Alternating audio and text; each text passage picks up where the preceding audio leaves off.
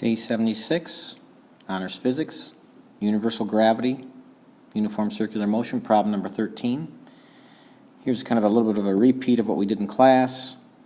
Generic centripetal force equation, universal gravity equation.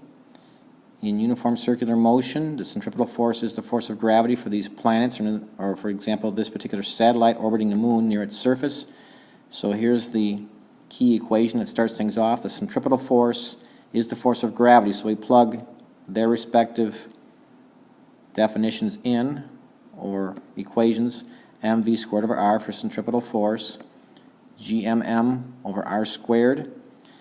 The r's are the same in both equations. We get a lot of m's flying around here, but as we explained in class, this m right here is the same as that m right here. It's the little m, the mass of the satellite. The force is acting on both objects, but we're focusing on the satellite. The mass of the satellite cancels out there. So the tangential velocity needed for a satellite is here in this circle.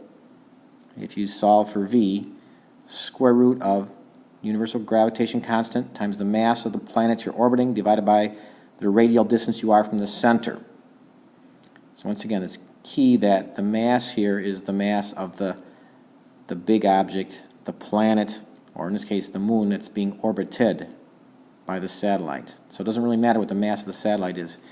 In this problem, you'll need to know the mass of the moon over here. You can look it up, or I'm giving it to you. The radius of the moon, so how far we are from the center of the moon right now. We're at the surface of the moon. That's how far we are from the center. And then your universal gravitation constant, which will always be given to you. I don't expect you to memorize any of these numbers over here, but just plug those three numbers in there, and you should have it.